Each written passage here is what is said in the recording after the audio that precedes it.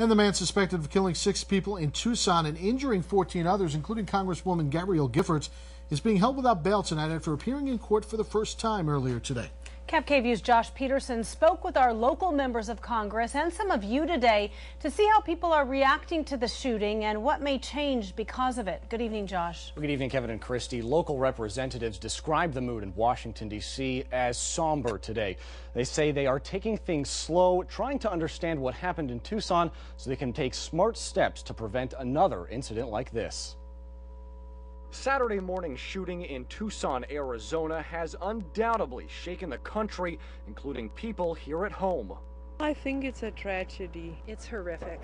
22-year-old Jared Lee Lochner is accused of walking into this Safeway where Congresswoman Gabrielle Giffords was having a public meeting. Witnesses say Lochner shot Giffords in the head, then began shooting everyone around her. 6 people died, including a federal judge and a 9-year-old girl. 14 others were wounded. Giffords survived but remains in critical condition. This morning, the president led the nation in a moment of silence. Local representatives say they've put their work on hold to reflect on the horrific events.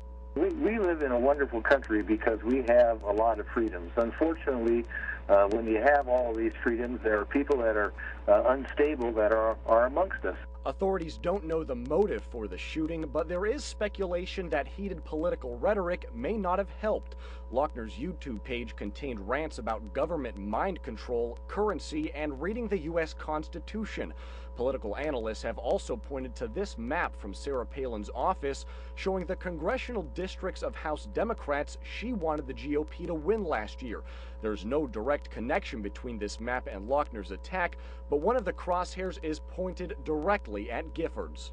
I do agree that words have consequences and that we need to be aware of what we're saying, and as we engage in this debate, we can have passionate debate, we can disagree without being disagreeable. The shooting is also renewing concerns over public safety and gun control, but many residents we spoke with today don't think this incident will create any change. If we have gun control, it won't take the gun away from the criminals. They can find them someplace. Representatives also say the incident won't affect how they do business or hold public meetings. This appears to be an isolated incident, and I think we ought to treat it as such. So what can be done to prevent another shooting? Just be careful. That's all you can do.